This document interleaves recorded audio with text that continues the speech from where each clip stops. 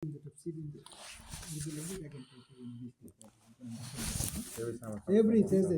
بالله من الشيطان الرجيم بسم الله الرحمن الرحيم سبح اسم ربك الأعلى الذي خلق فسوى والذي قدر فهدى والذي أخرج المرعى فجعله غثاء أحوى صدق الله العظيم. بزرگوں، پیارے بھائیوں، یہ سورت بھی آپ لوگ بار بار سنتے رہے ہیں، عید کے موقع پر بھی، جمعہ کے دن میں، رمضان کے اندر، وتر کے اندر بھی. رسول اکرم صلی اللہ علیہ وسلم کو یہ سورت بھی بہت زیادہ پیاری تھی. اسی لیے تفسیر کبیر کے اندر لکھا ہے کہ اگر لوگوں کو پتہ چل جائے کہ سبح اسم ربک الاعلی کا علم کیا ہے تو لوگ اس کو 16 مرتبہ بھی پڑھتے رہیں گے، تھکیں گے نہیں.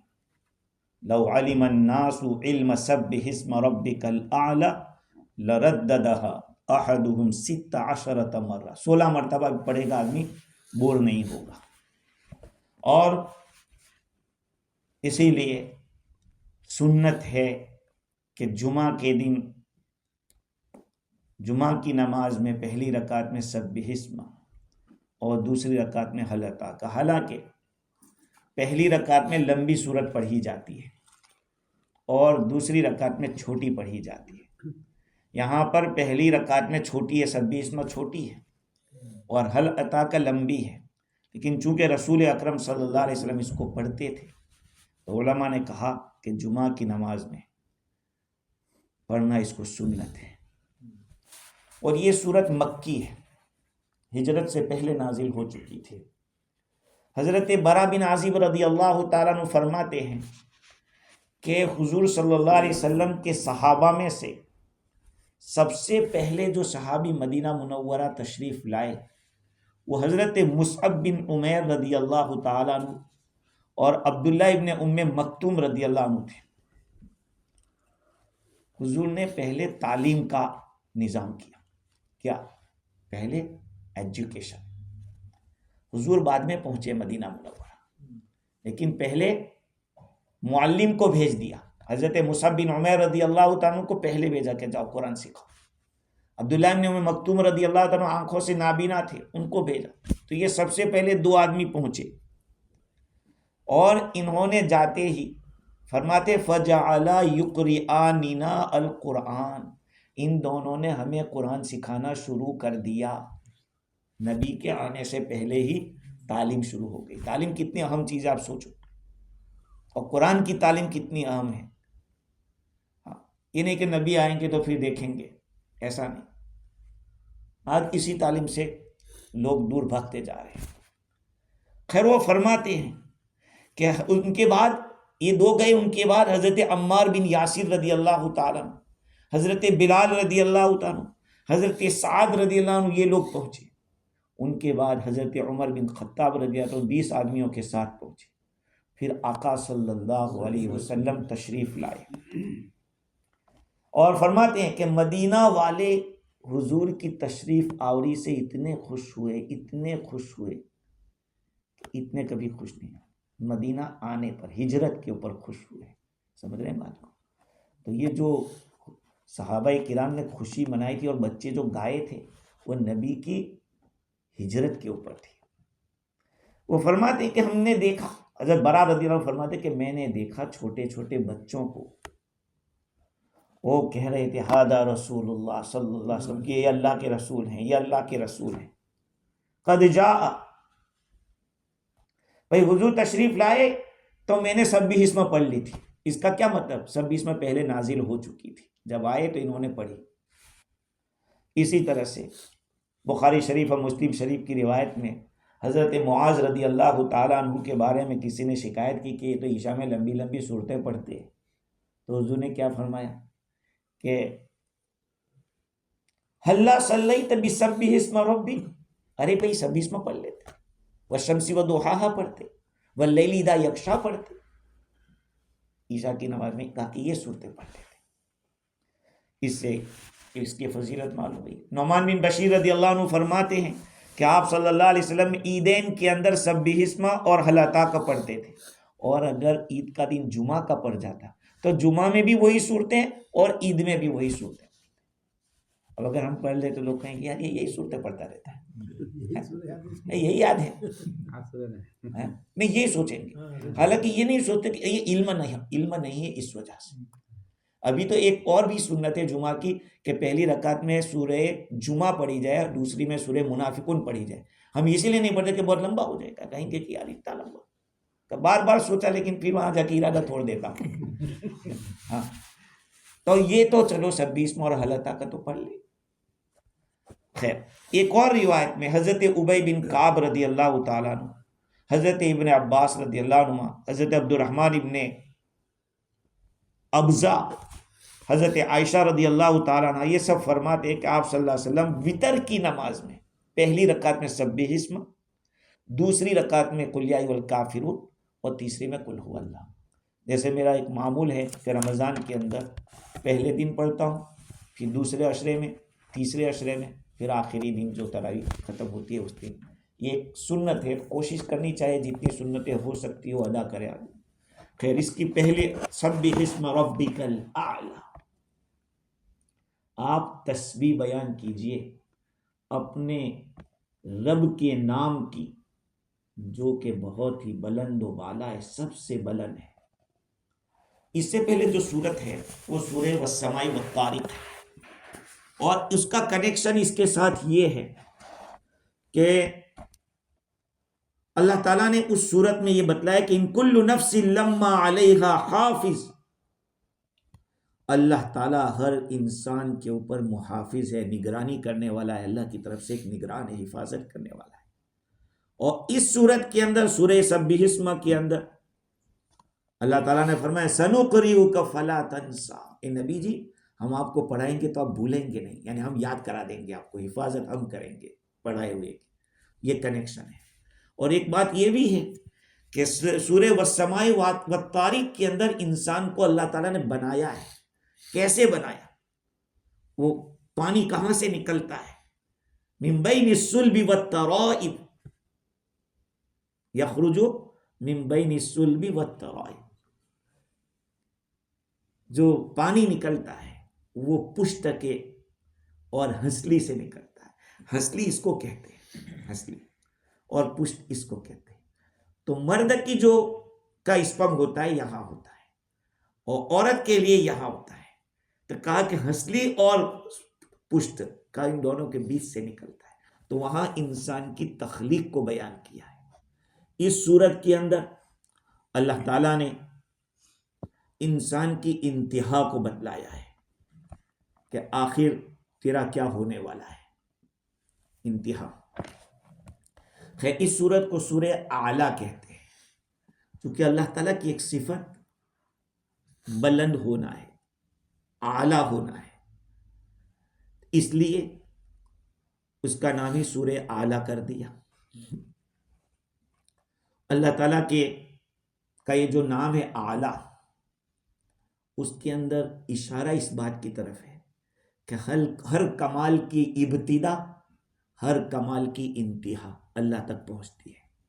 ابتدا بھی اللہ سے، کوئی بھی کوالٹی انسان کے اندر آتی ہے یا جو کوئی بھی کوالٹی بنتی ہے اس کی ابتدا بھی اللہ سے ہے، اور اس کی انتہا بھی اللہ ہے. چونکہ جو کوئی بھی مرتبہ ہوتا ہے، کوئی رتبہ ہوتا ہے، کوئی اسٹیٹس ہوتا ہے، وہ دو طرح کا ہوتا ہے. ایک تو ابتدا کا ہوتا ہے اور ایک انتہا کا ہوتا ہے. اللہ تعالیٰ ان دونوں کو جامع ہے. اللہ تعالیٰ نے اپنا نام اعلیٰ یہاں پہ بیان کیا ہے. اس میں اشارہ اس بات کی طرف ہے کہ اللہ تعالیٰ کے دیے ہوئے سارے کمالات، اس میں کوئی نقص نہیں آ سکتا، ورنہ اس کی ابتدا یا انتہا میں قصور لازم آئے گا. اصل میں اس میں حضور صلی اللہ علیہ وسلم کو تسلی دی جا رہی ہے کہ آپ گھبرائیے مت، دنیا کچھ بھی کہے، آپ کے خلاف کچھ بھی بولے۔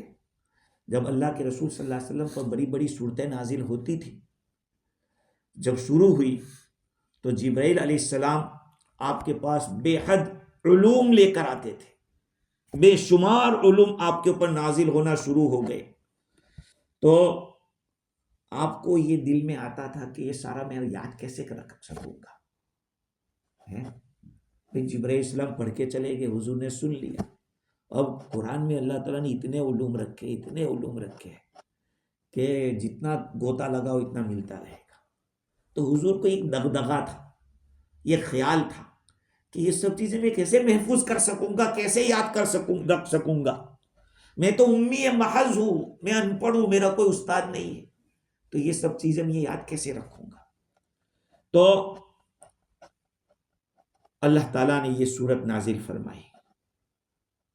حضور کو ڈر تھا کہ کہیں میں بھول نہ جاؤں، تو اللہ نے فرمایا سنقرئک فلا تنسیٰ، ہم آپ کو پڑھائیں گے تو آپ پھر بھولیں گے نہیں۔ قرآن میں دوسری جگہ پہ اللہ تعالیٰ نے فرمایا فَإِذَا قَرَأْنَاهُ فَاتَّبِعْ قُرْآنَهُ ثُمَّ إِنَّ عَلَيْنَا بَيَانَهُ۔ لا اقسم بیوم القیامہ، اللہ تعالیٰ فرماتے ہیں ہم جب پڑھیں تو ہمارے پیچھے پیچھے پڑھا کرو، ہمارے اوپر جمع کرنا ہے، ہم اس کو جمع دیں گے اور پھر ہم اس کو واضح کریں گے، اس کا مطلب بتلائیں گے۔ تو حضور اکرم صلی اللہ علیہ وسلم کو اس صورت میں خوشخبری دی گئی ہے کہ تمہارا استاد میں ہی، یعنی اللہ تعالیٰ فرما رہے ہیں کہ تمہاری استادی میں ہی کروں گا، میں ہی پڑھاؤں گا آپ کو۔ دنیا کا کوئی انسان حضور کا استاد نہیں تھا۔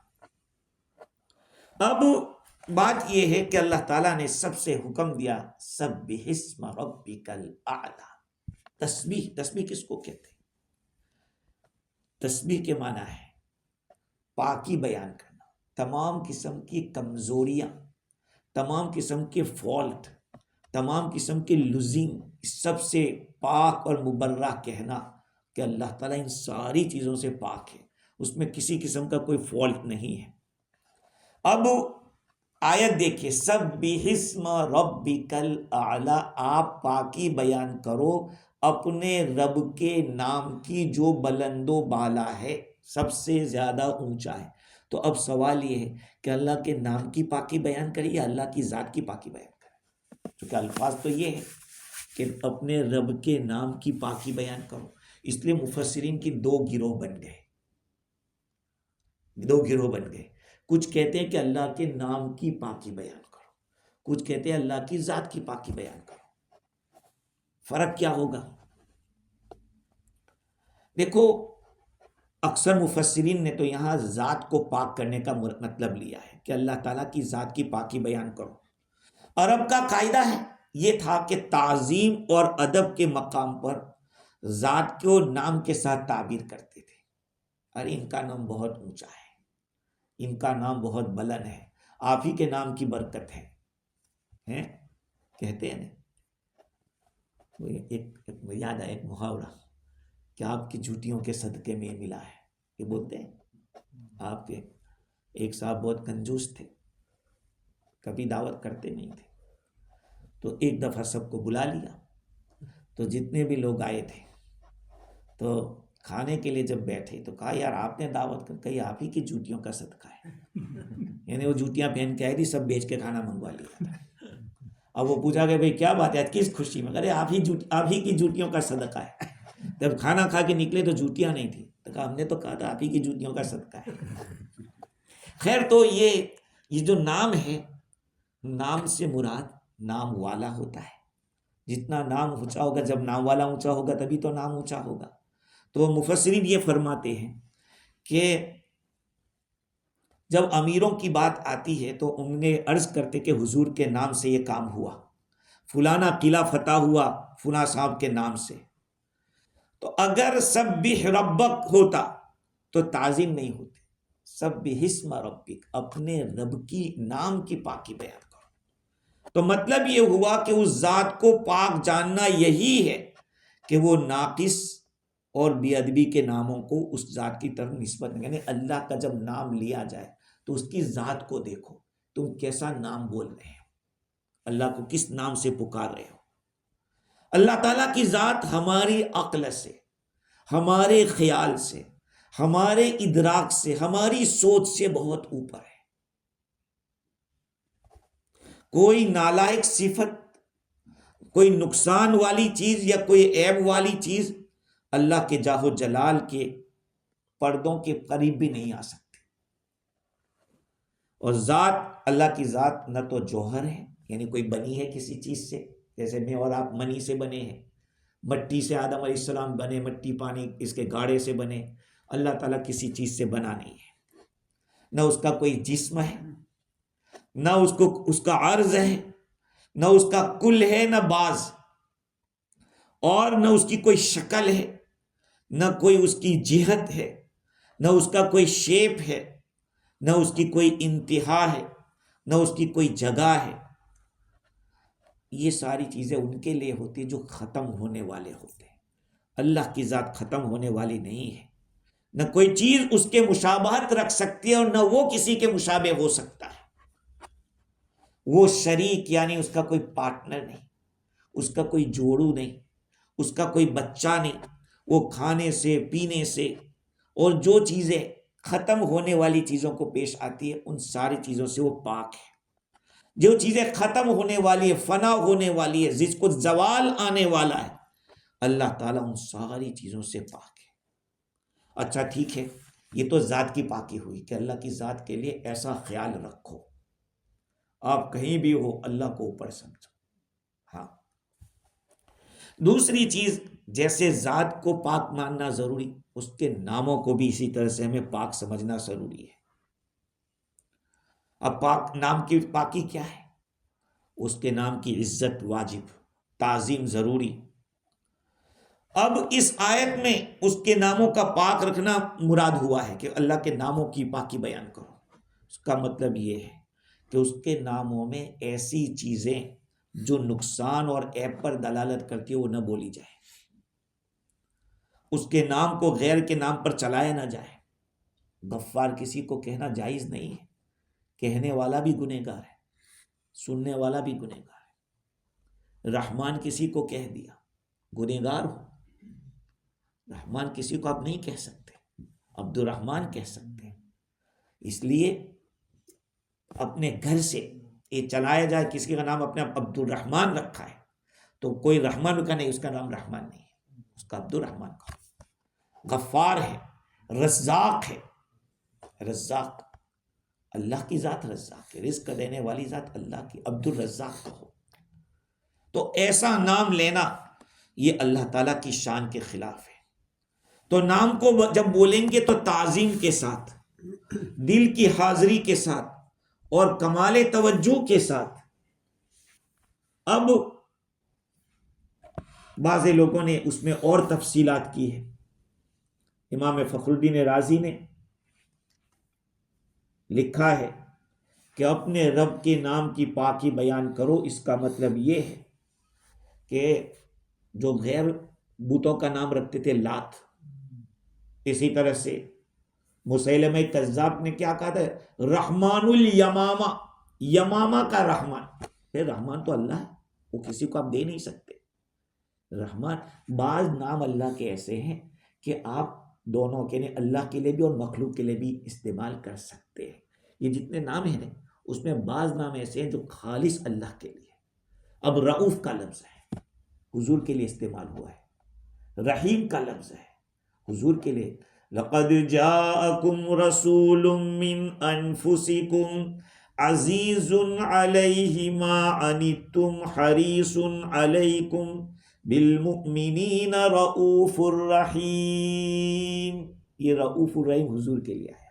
لہذا کسی بندے کا نام رؤوف رکھو کوئی بات نہیں، کسی کا نام رحیم رکھو کوئی بات نہیں، کہ حضور کے لیے استعمال ہے. لیکن جو کام خالص اللہ کا ہے، تواب، توبہ قبول کرنا، وہ تو اللہ ہی کا کام ہے. کوئی بندہ تواب تھوڑی ہو سکتا ہے. انہ هو التواب الرحیم.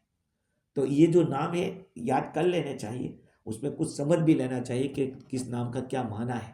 کبھی کبھی آدمی کسی کو بھی کچھ بھی کہہ دیتا ہے. اب ستار ہے، پردہ کرنے کا ستار، وہ اللہ کی ذات ہے، پردہ تو وہی ڈالتا ہے. خیر، تو اللہ تعالیٰ کے ناموں کے اندر اچھا دوسری بات یہ ہے کہ اللہ کے ناموں کی ایسی تفسیر نہ کی جائے، ایسے معنی نہ بتلائے جائیں کہ جس کی وجہ سے اس کے اندر کمی آتی ہو، اللہ کی شان کے اندر کمی نظر آتی ہو۔ کبھی کبھی ایسا ہوتا ہے، ابھی ایک جگہ پہ بیان ہوا تو کسی نے یہ کہا کہ اللہ تعالیٰ نے اپنے ہاتھ سے بنایا ہے ہم لوگوں کو، تو ایک صاحب فوراً آئے میرے بیان کے بعد، مجھے کہا مفتی صاحب انہوں نے ایسا کہا۔ میں کہا دیکھو قرآن میں ہے کہ خلقتک بیدی، میں نے اپنے ہاتھ سے تجھے پیدا کیا، تو ہاتھ کا مطلب قدرت، دست قدرت، اللہ نے اپنی قدرت کے ہاتھ سے، ورنہ اللہ کا ہاتھ نہیں ہے۔ اللہ بغیر ہاتھ کے مارتا بھی ہے، بغیر کان کے سنتا بھی ہے، بغیر آنکھ کے دیکھتا بھی ہے۔ ایک زمانے میں تو لوگوں کو سمجھ میں نہیں آتا تھا کہ کیسے دیکھتا، اب تو کیمرے نے بتلا دیا کہ کیمرہ دیکھتا بھی ہے، وہ سنتا بھی ہے اور بولتا بھی ہے کہ نہیں؟ تو سائنس کوئی مستقل چیز نہیں ہے، سائنس خادم ہے، اسلام کی خادم ہے، اسلام کی خدمت کر رہا ہے سائنس۔ خیر اس پر بھی بات آگے چل کے آئے گی۔ دوسری بات یہ ہے کہ اللہ کے نام کو ایسی جگہ پہ نہ کہا جائے، جو ناپاکی ٹوائلٹ کے اندر آدمی بیٹھا ہے وہاں ایسی جگہ پہ اللہ کا نام بول رہا ہے، اور غفلت کے ساتھ بھی نہ کہا جائے، اس کے معنی کی واقفیت کے ساتھ کہا جائے۔ پھر اللہ تعالیٰ کی بزرگی، اس کے ناموں کی بزرگی کو سمجھا جائے۔ تو کلام کا مقصد یہ ہوا، سبح ایک مطلب ہے پاکی بیان کرو۔ سبح کا ایک معنی نماز کے بھی آتے ہیں، سبح کے معنی نماز پڑھنا، جیسے کہ قرآن مجید میں اللہ تعالیٰ نے ایک جگہ پر بتلایا کہ فَسَبِّحْ بِحَمْدِ رَبِّكَ حِينَ تَقُومُ، جس وقت کھڑے ہو اس وقت تسبیح کرو، یعنی فجر کی نماز۔ نماز کے اوقات کی طرف بھی اشارہ کیا، وہاں سبح کا جو لفظ آیا وہاں مراد ہے نماز کے اوقات۔ سبح بسم ربک، اللہ کے نام سے تم نماز پڑھو۔ جیسے مشرک لوگ نماز پڑھتے تھے، تالیاں بجاتے تھے، چلاتے تھے، قرآن نے کہا کہ نہیں، پاکی کے ساتھ اللہ کی تسبیح بیان کرتے ہوئے نماز پڑھو۔ اور اللہ کی تسبیح کو دو احتمال ہے۔ ایک احتمال تو یہ ہے کہ کافروں کے ساتھ ایسا معاملہ مت کرو کہ وہ تمہارے معبود کو گالی دے، تمہارے معبود کو گالی دے۔ اب آپ ان کے ساتھ کچھ ایسی بات کر رہے ہیں، ان کے معبود کی کو برائی بیان کر رہے ہیں، تو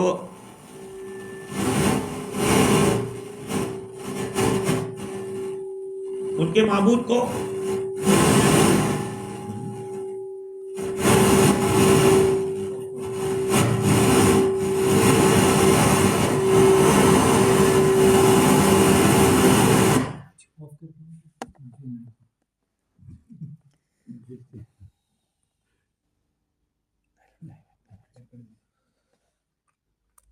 تو قرآن میں حکم آیا لا تسبوا الذین یدعون من دون اللہ فیسبوا اللہ عدوا بغیر علم، غیر اللہ کی جو پرستش کرے ان کو تم گالی مت دو ورنہ وہ خدا کو گالی دیں گے، اس گالی کا سبب تم بنو گے۔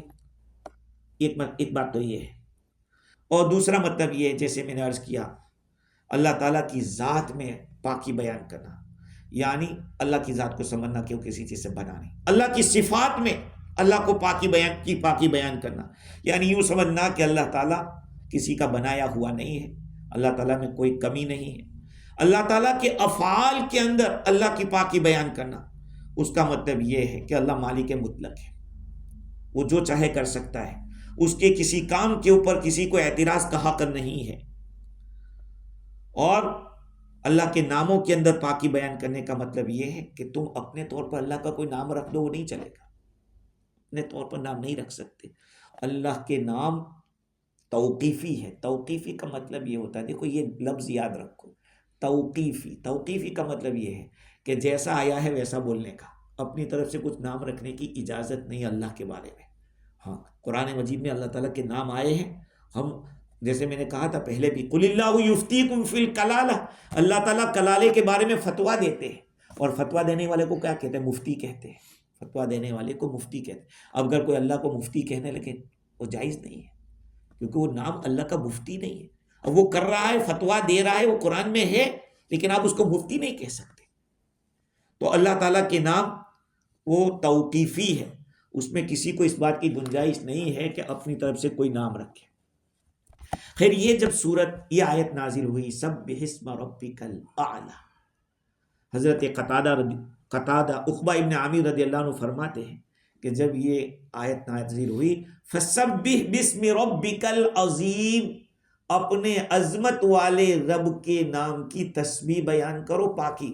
رسول اللہ صلی اللہ علیہ وسلم نے فرمایا کہ اجعلوها فی رکوعکم، تم اس آیت کو اپنے رکوع میں رکھ دو، یعنی سبحان ربی العظیم کہو. تفسیر روح البیان میں لکھا ہے کہ پہلے یوں کہتے تھے انی لک رکعت، اے اللہ تیرے سامنے میں نے رکوع کیا. جب سجدے میں جاتے تو یہ کہتے کہ انی لک سجدت، تیرے سامنے میں نے سجدہ کیا. لیکن یہ آیت جب نازل ہوئی کہ فسبح باسم ربک العظیم، اپنے رب کی عظمت، اپنے عظمت والے رب کی تسبیح بیان کرو، تو کہا اس کو رکوع میں رکھو، سبحان ربی العظیم کہو. جب سبح اسم ربک الاعلی نازل ہوئی حضور نے فرمایا اس کو تم سجدے میں پڑھو، سبحان ربی الاعلی.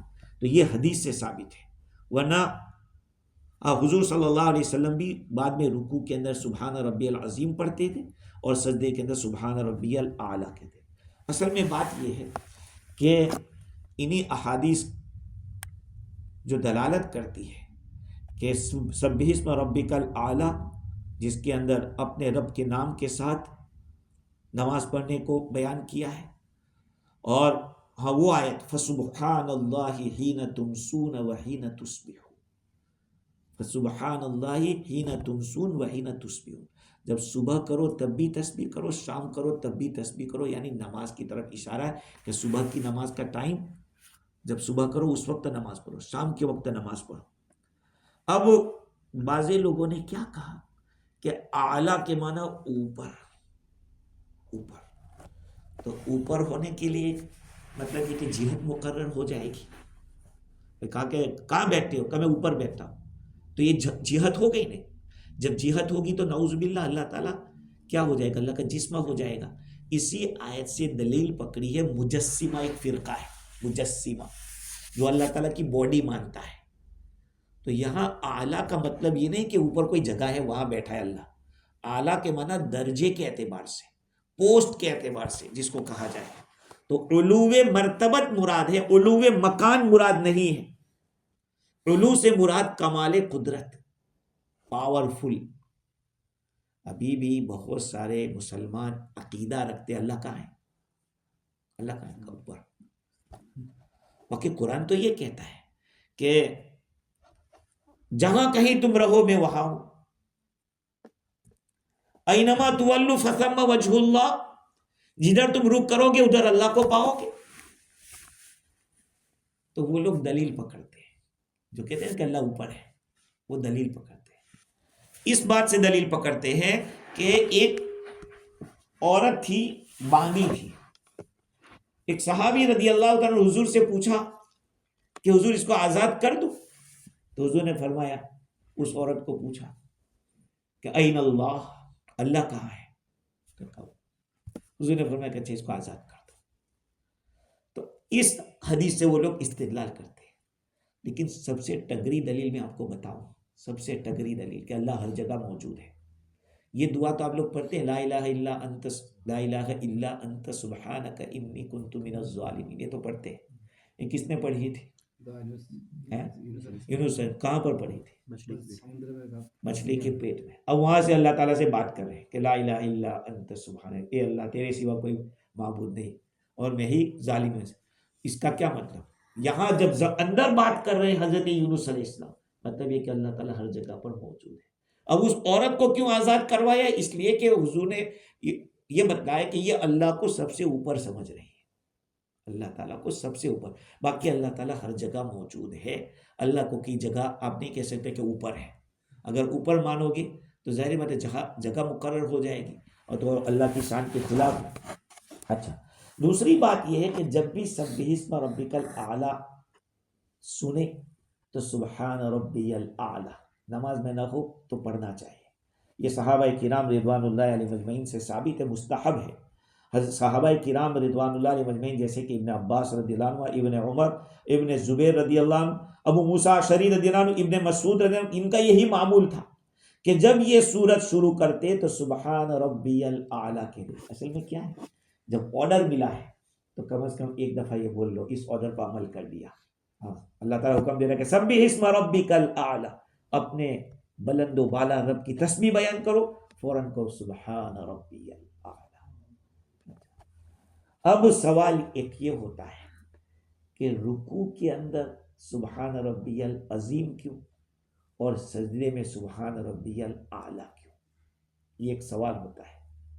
اس کا جواب دیتے ہوئے تفسیر روح البیان کے اندر لکھا ہے کہ اصل میں جو پہلا ہے سبحان ربی العظیم، اس میں اشارہ ہے مرتبہ حیوان، جانور کا جو مرتبہ ہے، جانور کا جو درجہ ہے ادھر، اور دوسرا اشارہ ہے جتنی نباتات ہیں، سبزیاں ہیں، یا جو جمادات ہیں، جمادات کے معنی جو ایسے پڑی رہنے والی جس کو کوئی حرکت نہ ہوتی ہے اس کو جماد کہتے ہیں، اور نبات سبزی کو کہتے ہیں جو کچھ اگنے والی ہے جو زمین کے۔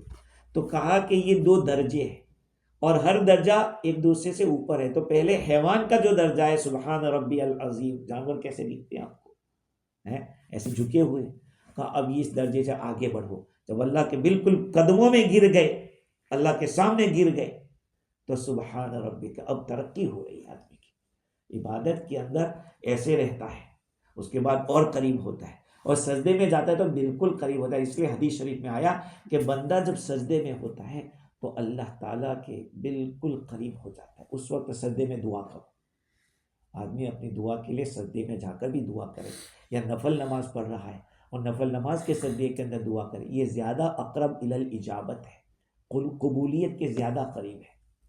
اسی اور ایک بات یہ ہے کہ تفسیر روح البیان میں لکھا ہے کہ جب کسی اونچی جگہ پر چڑھو تو اس وقت اللہ اکبر کہتے ہیں، کیونکہ آدمی جب بڑھتا ہے تو اس کے اندر تھوڑا گھمنڈ آ سکتا ہے، تو بندے کو کہا کہ تو اللہ اکبر بول تاکہ تیرے دماغ میں آئے کہ بڑا تو اللہ تعالیٰ ہے، تو کچھ بھی نہیں۔ اور جب نیچے اترتا ہے تو قرآن میں آیا کہ اینما کنتم، جب جہاں کہیں تم رہو گے اللہ تمہارے ساتھ ہے۔ تو اب نیچے اتر رہا ہے تو اللہ اس کے ساتھ، تو اللہ کیا نیچے آنے کہا سبحان ربی العظیم، سبحان اللہ، سبحان اللہ۔ یہ تصور قائم کیا جا رہا ہے، آدمی ہر حال میں اللہ کو یاد کرے، ہر گھڑی ہر آن۔ دیکھو اگر زیادہ تسبیحات سے پڑھتے رہو گے تو ٹھوکر بھی لگے گی تو انا للہ بولیں گے، کوئی بھی کچھ ایسی بات ہوگی تو سبحان اللہ آئے گی۔ یہ بار بار ذکر کی اس لیے تلقین کی جاتی ہے کہ آپ کی زبان کے اوپر اللہ اللہ اللہ۔ دیکھو ابھی ایک اور بات یاد آ گئی مجھ کو کہ اللہ اللہ یہ بھی ذکر ہے، یہ بھی ذکر ہے، لیکن کچھ لوگ ایسے اپنے آپ کو بہت بڑے محدث سمجھتے ہیں، اہل حدیث، وہ کہتے ہیں کہ اللہ اللہ ذکر ہے، وہ بیوقوف ہو۔ اور حدیث میں آیا کہ قیامت تک قائم نہیں ہوگی اس وقت تک جب تک کہ دنیا میں اللہ اللہ کہنے والا رہے گا۔ تو اللہ اللہ کہنے والا، تو اللہ اللہ ذکر ہے، تبھی تو یہ کہا گیا اللہ اللہ کہنے والا جب تک رہے گا قیامت قائم نہیں۔ تو اس کا کیا مطلب؟ اس حدیث سے تو ثابت ہو کہ اللہ اللہ کرنے والا چاہیے، سمجھ رہے بات کو؟ خیر، اب آگے اللہ تعالیٰ فرماتے ہیں سبح اسم ربک الاعلی الذی خلق فسوی والذی قدر فہدی والذی اخرج المرعی۔ جب بندے نے جب سنا کہ اللہ تعالیٰ کہہ رہا ہے کہ تسبیح بیان کر، تو اس کے دل میں آیا کہ تسبیح تو میں بیان کروں گا، لیکن پہلے پہچانوں تو صحیح، رب کو پہچانوں، پہچانے کے بعد تو اللہ تعالیٰ پہچان کرا رہا ہے کہ اللہ کون ہے۔ الذی خلق فسوی، وہ ذات ہے جس نے پیدا کیا اور برابر کیا۔ کس کو پیدا کیا وہ اس نے بیان نہیں کیا، اللہ تعالیٰ نے کس کو پیدا کیا ہے وہ بیان نہیں کیا۔ اس لیے علماء فرماتے ہیں کہ اس سے مراد انسان بھی ہو سکتا ہے کہ انسان کو پیدا کیا، اور کچھ کہتے ہیں کہ جانوروں کو پیدا کیا، اور کچھ سب کہتے ہیں، دوسرے کچھ کہتے ہیں کہ ساری مخلوقات کو پیدا کیا۔ وہ ذات ہے جس نے پیدا کیا. دیکھو اللہ کا تعارف اس بات سے کرانا کہ اس نے پیدا کیا. یہ سارے نبیوں نے مخلوق کو یہی سمجھایا کہ اس رب کو مان لو جس نے تمہیں پیدا کیا ہے. آج تم ہندو کو بھی یہ پوچھو گے نہیں کہ یار تمہیں کس نے پیدا کیا, کہ اوپر والے نے, اوپر والے نے, یہی کہے گا نہیں, اوپر والے نے. حضرت ابراہیم علیہ السلام کو دیکھیے, وہ کیا کہہ رہے ہیں جب دعوت دی آپ نے لوگوں کو, الذی خلقنی فہو یہدین, وہ ذات ہے جس نے مجھے پیدا کیا وہی مجھے راستہ دکھلائے گا. حضرت موسیٰ علیہ السلام اور ہارون علیہ السلام سے فرعون کہہ رہا ہے اور پوچھ رہا ہے, جب دعوت دی تو کیا کہا, فمن ربکما یا موسیٰ, اے موسیٰ تمہارا رب کون ہے, اے موسیٰ تم دونوں بھائیوں کا رب کون ہے. تو کیا جواب دیا, ربنا الذی اعطی کل شیء خلقہ ثم ہدی, وہ ذات ہے جس نے ہر چیز کو پیدا کیا ہے, ہر چیز کی خلقت پیدائش اس نے دی ہے, پھر اس نے راستہ بتلایا ہے. تو وہ ذات ہے جس نے پیدا کیا. تو پیدا کرنا اور راستہ بتلانا یہ بہترین دلیل ہے اللہ تعالیٰ کی پہچان کے لیے.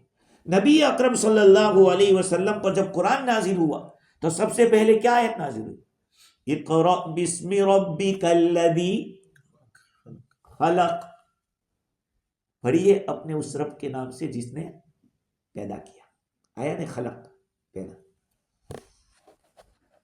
خلق الانسان من علق اقرأ وربک الاکرم الذی علم بالقلم, یہ علم بالقلم, قلم سے سکھایا. ہدایت کس کو کہتے ہیں, راستہ بتلانا, سکھانا, وہی تو ہے.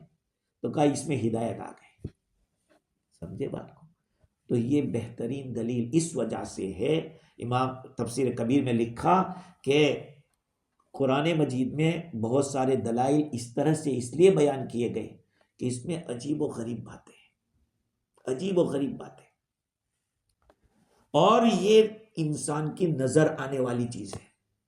انسان کے سامنے ایک پانی کا, ایک منی کا قطرہ ماں کے پیٹ میں جاتا ہے, گندا قطرہ, کپڑے پہ لگ جائے دھو ڈالے آدمی اور اس کے گھن کرے اور بدبو آوے بگڑی ہوئی کھجور کی طرح, اس کی اسمیل آوے.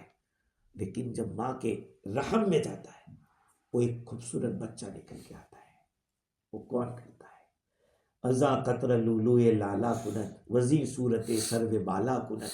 کہا کہ ایک قطرہ سیپی میں گرتا ہے وہ موتی بن کے نکلتا ہے, اور ایک قطرہ ماں کے رحم میں جاتا ہے تو وہ خوبصورت بچہ بن کے نکلتا ہے. وہ کون کرنے والا ہے, وہ اللہ کی ذات ہے. خیر, خلق فسوا, الذی خلق فسوا, اس نے پیدا کیا اور پیدا کرنے کے بعد درست کیا. کیسے درست کیا, کیسے درست کیا؟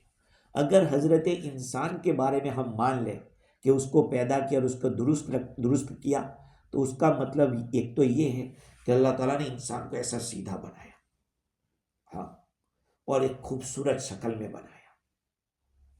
ایک مطلب یہ, جیسے قرآن میں لقد خلقنا الانسان فی احسن تقویم, ہم نے انسان کو بہترین سانچے میں ڈالا ہے, بہترین شکل میں بنایا ہے. ایک مطلب یہ ہے کہ جتنے بھی جانور ہیں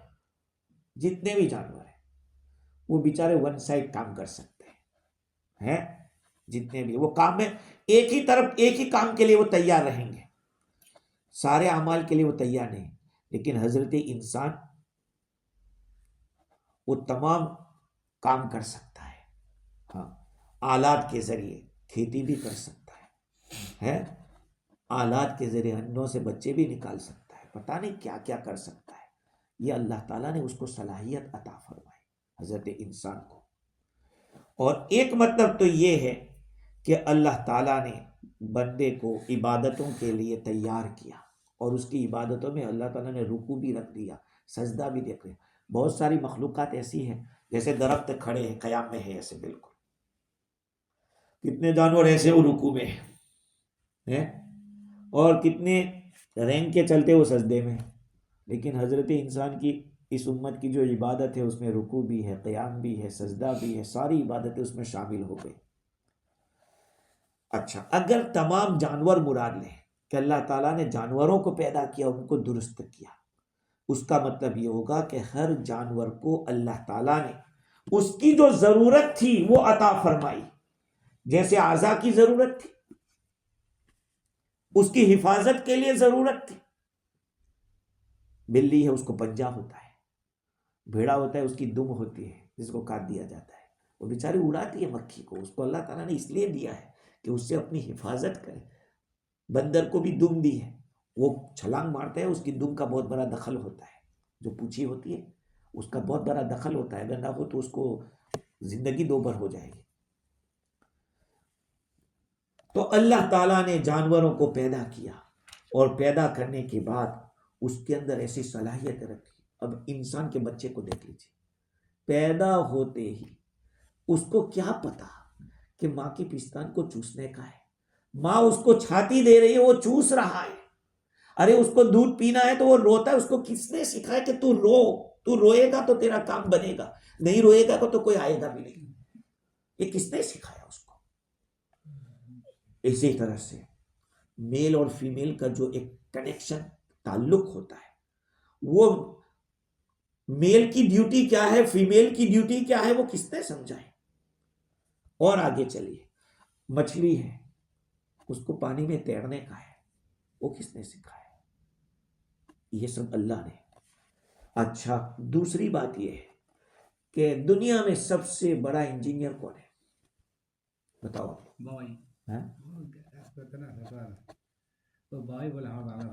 شہد کی مکھی، ہنی بی، سب سے بڑا مہندس جس کو کہتے ہیں، انجینئر، وہ جو بناتے ہیں اپنا گھر، وہ ایک سلیقے سے بناتے ہیں۔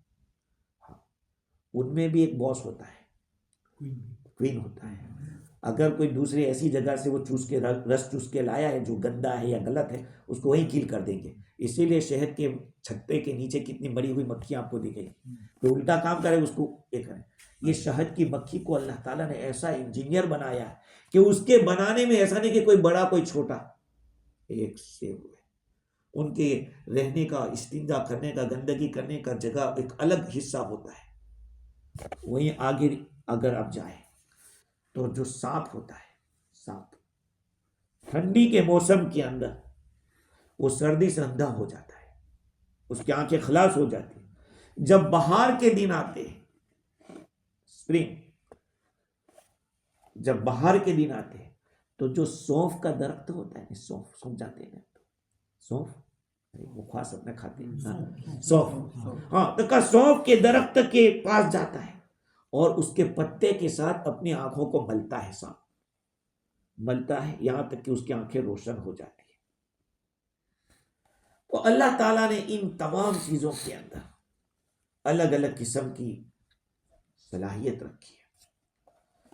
آپ دیکھیے، ایک جانور ہے جس کا ٹوائلٹ کی جگہ ہی نہیں ہوتی، کون ہے وہ؟ ایک جانور ہے جس کے ٹوائلٹ کی جگہ نہیں ہوتی، نہیں، وہ کروکوڈائل کا ٹوائلٹ کی جگہ نہیں ہوتی، تو اس کا جو ٹوائلٹ نکلتا ہے کہاں سے؟ منہ سے نکلتا ہے۔ یہ اللہ سبحانہ و تعالیٰ نے اس طرح کا اس کو بنایا، لیکن وہ اتنا مہنگا بکتا ہے کیونکہ وہ خوشبودار ہوتا ہے۔ اب نظام دیکھیے اللہ تعالیٰ کا، جب اس کے منہ سے ٹوائلٹ نکلتا ہے، اللہ تعالیٰ نے ایک پرندہ ایسا بنایا ہے کہ جب یہ ایسے سو جاتا ہے تو اس کے منہ کے اندر جو چیزیں، آپ نے دیکھا ہوگا کہ کروکوڈائل کا اتنا لمبا ہاتھ تو ہوتا نہیں کہ وہ کچھ کر سکے، ہے ایک پرندہ ایسا بنایا ہے، جب یہ سو جاتا ہے تو منہ کھلا رہتا ہے۔ ایک پرندہ آتا ہے اور وہ پرندہ اپنی چونچ سے اس کا جو دانتوں کی صفائی کرنی ہوتی ہے، اندر جو کچھ ہوتا ہے وہ نکال لیتا ہے۔ اب آپ کہو گے کہ وہ کھا نہیں لے گا، نہیں کھا سکتا، اس لیے کہ اللہ تعالیٰ نے اس پرندے کو اس طرح کا بنایا ہے کہ اوپر اس طرح سے کلگی ہوتی ہے کہ اگر وہ کھانے بھی جائے گا تو اس کو چبھ جائے گا اس کے تالوں کے اندر۔ یہ ساری اللہ تعالیٰ کی قدرت ہے۔ الذی خلق فسوی، اس نے پیدا کیا اور درست کیا. پرندے کا نام لکھا تو نہیں ہے. اب میں نے پہلے بھی یہ اردو کتاب کے اندر پڑھا تھا، یہاں طائر کا لفظ لکھا ہے. جب وہ پرندہ آتا ہے تو یہ مگرمچھ اپنا منہ کھول لیتا ہے. وہ پرندہ اندر داخل ہوتا ہے اور جو منہ کے اندر ہوتی ہے وہ چیزیں نکال لیتا ہے.